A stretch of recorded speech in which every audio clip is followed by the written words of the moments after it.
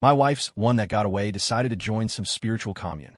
To follow him, she liquidated her multi-million-dollar trust fund, donated it to build him a new retreat center, and vanished from the world with him. At the same time, I was scrambling to find a doctor for our sick daughter, and we nearly froze to death on the streets. Later, I worked construction, took dangerous jobs as a commercial diver. Anything to keep my daughter and me alive. I clawed my way up and eventually started my own company. The day I closed the biggest deal of my career, my wife came back. The reason? Her spiritual guru had cancer, and she wanted me to pay for his treatment. I was in my office, still buzzing from landing the city's new downtown revitalization project, when a text from my sister-in-law came through. Rachel, Cole, Isabel's back. Get ready, we're almost at your office. I stared at the screen for a second before it registered.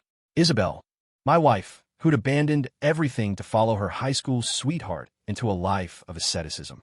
I didn't reply. Another text popped up. Rachel, hey, come on, Cole. Don't be like that. She promised me this time is different. She's not leaving again. And after all these years, she really misses Summer. Can you really deny your daughter a mother? I read the words and my stomach tightened.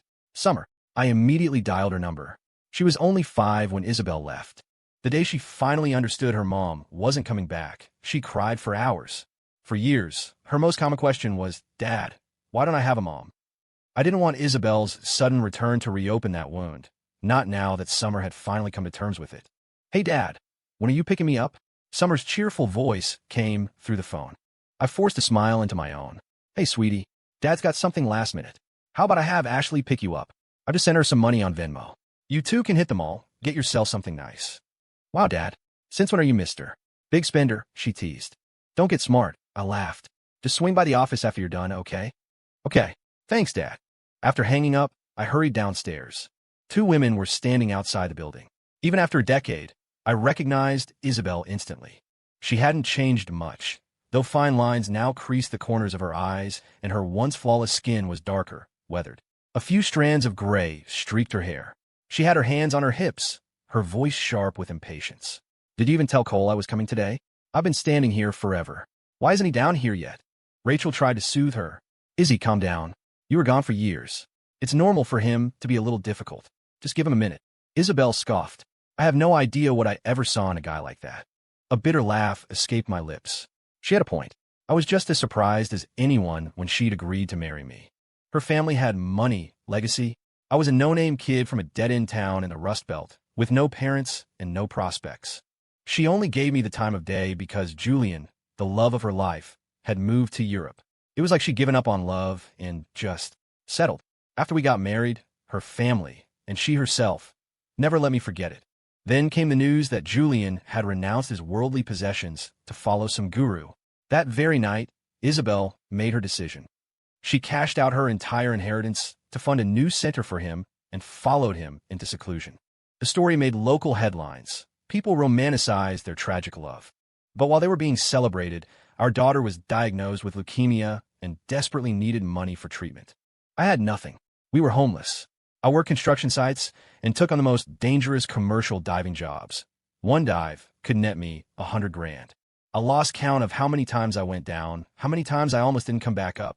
It took years, but I finally saved enough to get Summer the care she needed. And now, just when our lives were finally stable, comfortable, Isabel was back. As I stood there, lost in thought, Rachel spotted me. Cole, there you are. Isabel turned, her expression a mask of annoyance. What took you so long? Hurry up and tell security to let me in. My legs are killing me from all this standing. I smiled a cold, empty thing. What are you doing back here? Her face hardened. Your company is my company. Why can't I be here? Yours? I let out a short, harsh laugh. Last I checked, you sold off your company's shares and your house for a higher cause, didn't you? Isabel flinched, then her anger flared. Are you still holding on to that? For God's sake, Cole, can't you be a little more magnanimous? I don't have your level of generosity, Isabel. I didn't spend every penny I had to go play disciple with another man. My sarcasm hit its mark. She raised her hand to slap me, a familiar gesture from the past. Back then, I would have taken it because I loved her. But now, I wouldn't let her lay a finger on me. Before things could escalate, Rachel jumped between us. Hey, what is wrong with you two? This is supposed to be a happy day. Why are you fighting? She turned to me. Cole, I know you're upset. She was gone a long time. You have a right to be angry. But I already gave her an earful. She promised me she's back for good. She tried for a folksy smile. Come on, no need to make a mountain out of a molehill. A molehill? I snapped. She nearly got me and my daughter killed. You called it a molehill? Isabel shot back, indignant. What do you mean, I nearly got her killed? You're the man. It was your job to provide for her. What did you expect from me, a woman? She tossed her head. Besides, it was my money. I could have set it on fire, and it would have been none of your business. Hearing that, I laughed. A genuine, humorless laugh. Fine. If that's how you feel, then please leave. I hope you never show your face to me or my daughter again. We don't want to see you. Seeing my resolve, Rachel looked flustered. Come on, Cole, don't be so rash. Even if you don't want to see her, what about Summer? Have you asked her what she wants? I'm sure she misses her mother. At the mention of our daughter, Isabel's confidence surged back. That's right. I'm Summer's mother. I have a right to see my own daughter. What gives you the right to turn me away? Seeing her invoke our daughter's name without a shred of guilt sent a hot spike of fury through me. I turned to the security guard at the desk. I don't know these two women. Please escort them off the property. Isabel shrieked and lunged at me. But just then, another voice cut through the tension. Dad, what are you doing out here? My heart seized. Summer. Even now, as a teenager, I could still see the longing in her eyes whenever she saw her friends with their moms. I was terrified that this encounter would shatter the peace she'd fought so hard to find. I tried to step in front of her to shield her, but it was too late. Summer was already walking toward Isabel. Summer, Isabel said, her voice dripping with manufactured emotion. It's me, Mom. I'm back. Did you miss me? I watched my daughter, my breath caught in my throat, ready to drag Isabel away at the first sign of distress. But Summer just smiled. Mom, you're back. Isabel was overjoyed, shooting me a triumphant look. Yes, I am. And your father was about to kick me out. Summer, you've grown up so much. You take after me, thank God. Not petty like your dad. She reached out to take Summer's hand, trying to project the image of a doting mother. Summer let her for a moment, then gently pulled her hand away. Isabel's face fell, but Summer's smile didn't waver. Well, since you're here, you might as well come in. Isabel's smug expression returned. I took Summer's hand, my voice low.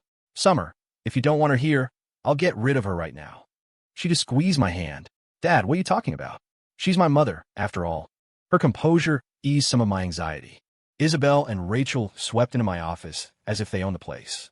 They looked around, immediately starting to critique everything. Cole, I'm surprised, Isabel said. A kid from nowhere starting his own company. It's nice. I don't like the decor, though. You'll have to get someone in to change it. My employees stared as the two women flitted around, whispering among themselves. Isabel plopped down in my chair like a queen taking her throne. A moment later, she snapped at my assistant, Ashley. What kind of assistant are you? I've been here for 5 minutes, and you haven't even offered me a glass of water. She smirked at me. See, Cole, you still don't know how to manage people. But don't worry, I'm back now. Once I take over, I'll whip this place into shape. My face was a thundercloud. If Summer hadn't been there, I would have thrown her out myself. Ashley glanced at me, uncertain. Ashley, could you please get them some tea? Summer asked calmly. Ashley nodded and hurried out. Isabel continued her inspection. This office will have to be redone in my style. Oh, and Rachel doesn't have a job right now. Find a nice, easy position for her tomorrow. She waved a dismissive hand. She's my sister, so the salary can't be too low. Let's say 6 figures, full benefits. Rachel beamed. Before I could say a word, she chirped, Thanks so much, Cole. I let out a cold laugh and excused myself to the restroom. On a whim, I pulled up the security feed from my office on my phone. As soon as I was gone, Rachel sidled up to Isabel. You really know how to handle him, Even if he's still mad, he wouldn't dare do anything with Summer around. She ran her hand over the polished mahogany of my desk. God, since Mom and Dad passed and the family money dried up, I've forgotten what real quality feels like. You have to lock this down. Isabel smiled smugly. Of course. I know Cole. He's all bark and no bite. I'll just play nice for a bit, and he'll fold. This will all be mine soon enough. Greed glittered in her eyes. I scoffed. I couldn't fathom the delusion that made her think I was the same man who would forgive her anything, or how anyone could be so completely shameless. Just then, Summer walked back into the office. Isabel put on a warm smile. Summer, darling, you must be in middle school by now, right? Summer's own smile was polite. I'm in high school, Mom, not even knowing her own daughter's grade level. Isabel looked momentarily embarrassed before quickly changing the subject. Oh, right.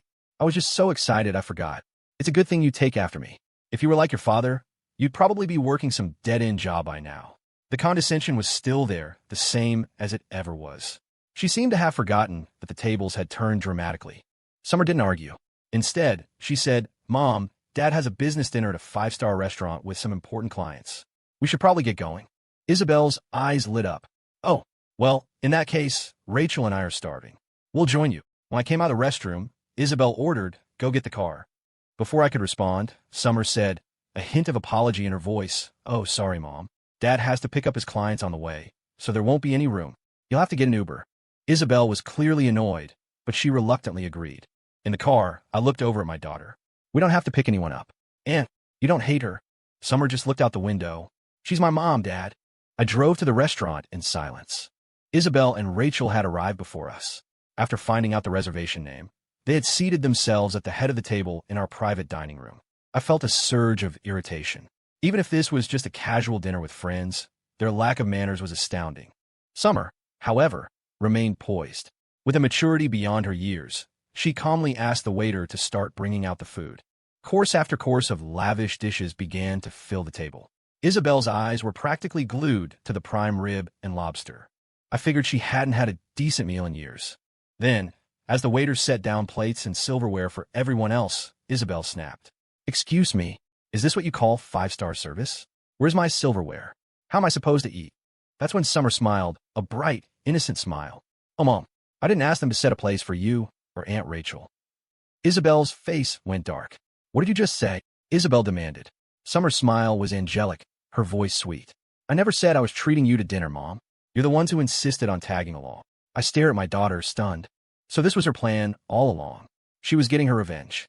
And here I was, thinking she was just a girl desperate for a mother's love, willing to overlook everything. Isabel shot to her feet, completely unhinged, her finger pointing accusingly at Summer. You tricked me.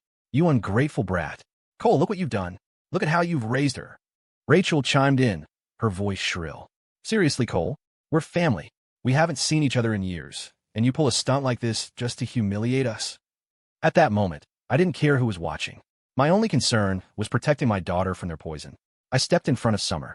"Isabel, I've met shameless people before, but you too take the cake.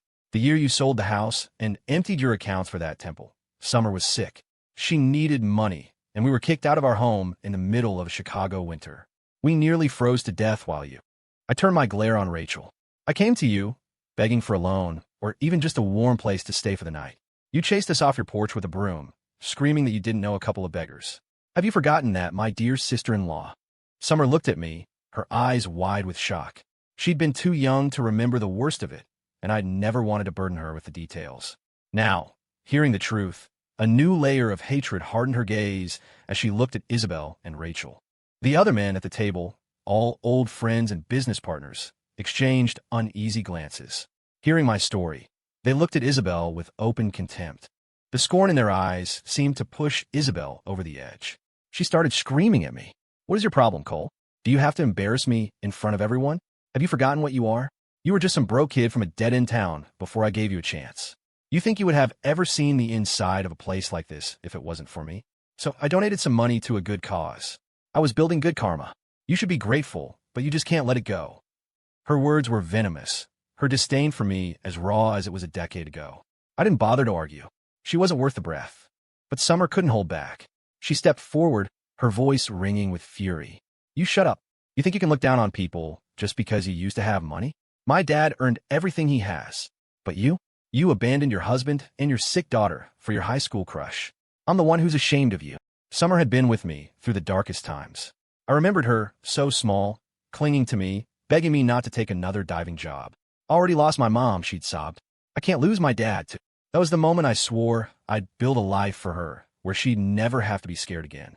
I wouldn't let anyone threaten that. My face was stone. I called a restaurant manager and had security escort both women out. Isabel, incensed by Summer's words, was a mess of flailing limbs and curses, all semblance of her former high society poise gone. As the guards dragged her away, Rachel whispered something in her ear. Isabel fell silent, her face a mask of cold fury as she was removed. For some reason, I had a feeling this was far from over. Sure enough, 2 days later, I got a text from her. She wanted to meet. I happened to be out with my assistant, Ashley, having just closed another deal, so I agreed. I needed to know what her endgame was. When I walked into the cafe she'd chosen and she saw Ashley with me, her expression soured. Cole, this is between us. Do you really need to have someone else here? I sat down across from her without a word. Forced to continue, she adopted a look of profound sincerity. Cole, I've had time to think and you were right. I was wrong. I was young and foolish. I know that now. Her eyes pleaded with me. Please, can you forgive me? Summer needs her mother. We can be a family again. A happy family. She looked genuinely remorseful, her eyes welling with tears. I stared into my coffee, stirring it slowly, a cold smile on my lips. She was still a fantastic actress. When I didn't respond, she grew agitated. Cole, say something. What do you want from me? Are you done? I asked quietly. She looked confused. I'm done. Good, I said, nodding. Then I'm going home. My daughter is waiting for me. I stood to leave. That's when she finally broke. Tears streamed down her face as she cried out. Cole, why are you being so cruel? You used to tell me you loved me more than anything.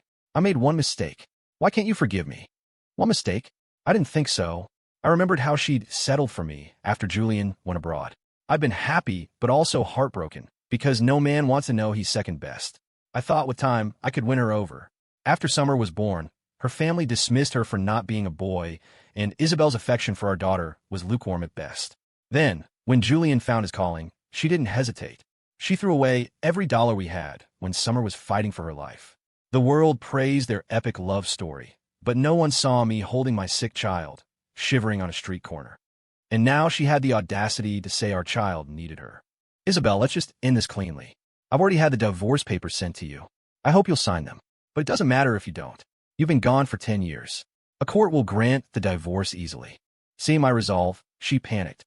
Her eyes darted around, and then she blurted out, Cole, I'll be honest with you. I have cancer. I need $2 million for treatment. Please, for old time's sake, just give me the money. Cancer?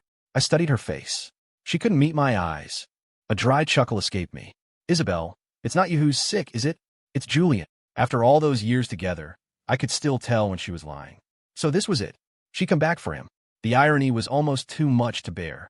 My words shattered her facade. With nothing left to lose, she dropped the act. Fine.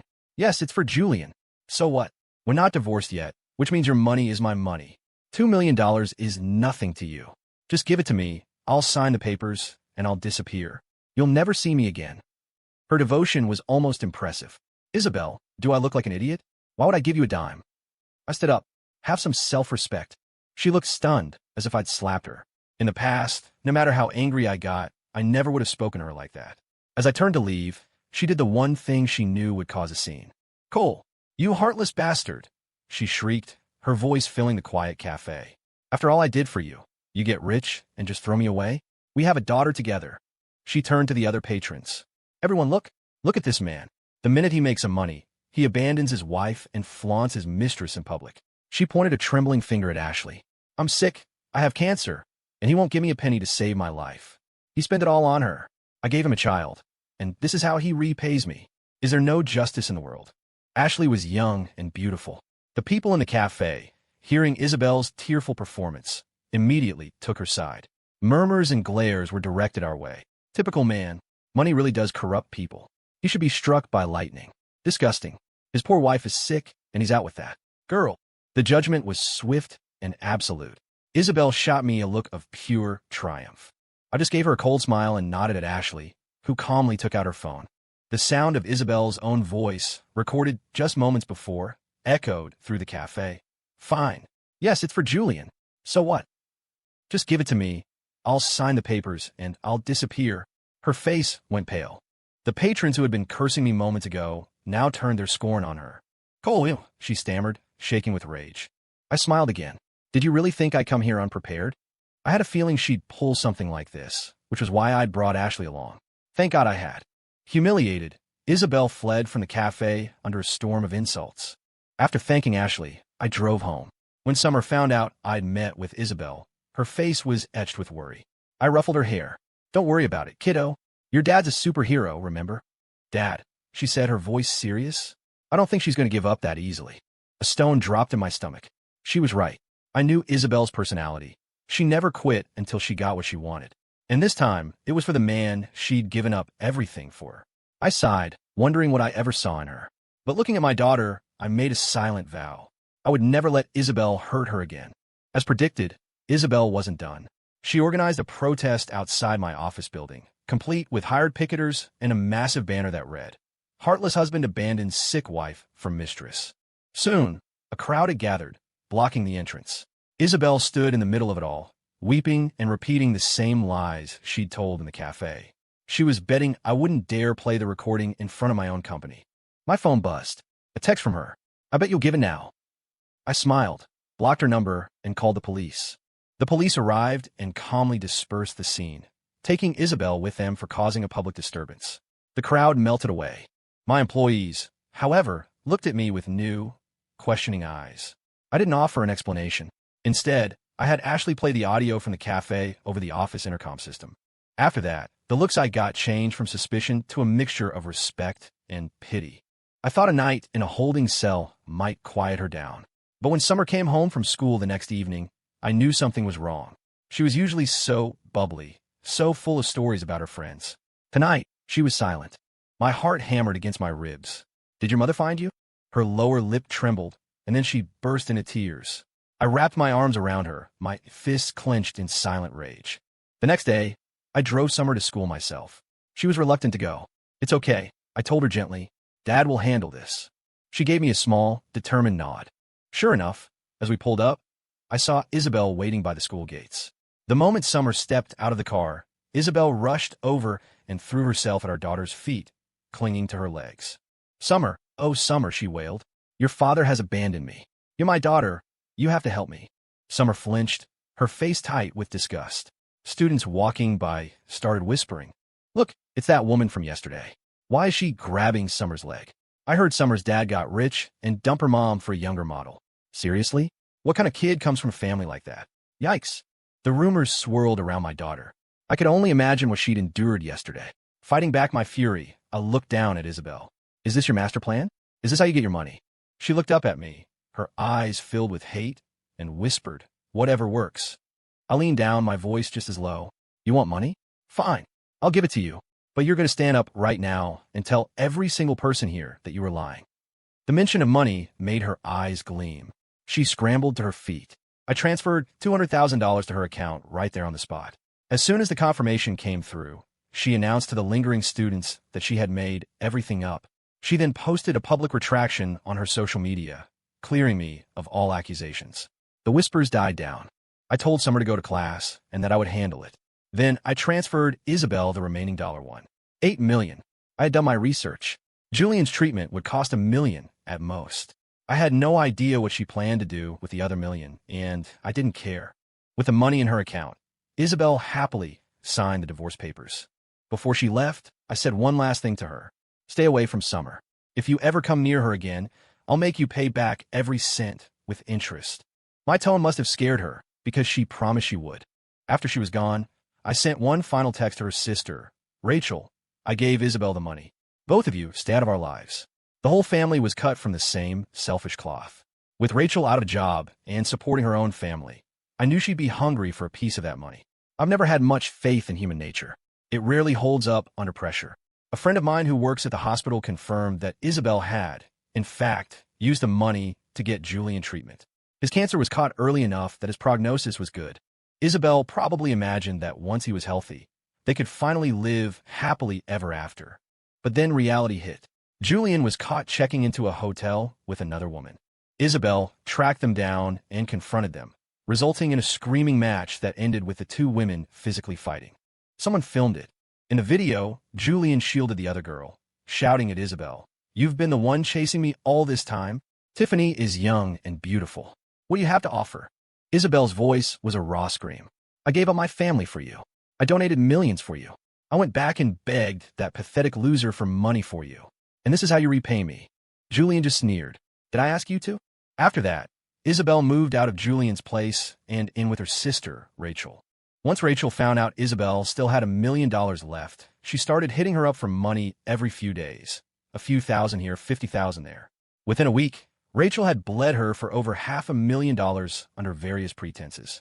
When Isabel finally refused to give her any more, Rachel flew into a rage and kicked her out of the house. The sisters were done with each other. With nowhere else to go, Isabel came back to me. She was barely 40, but the past few weeks had aged her a decade. She looked haggard, beaten. Cole, I was wrong. Let me come back. Summer needs a mother. Her voice was thin and desperate. That monster, Julian, he used me. All these years, he was just using me. Let me come home. We can make it work this time, I promise.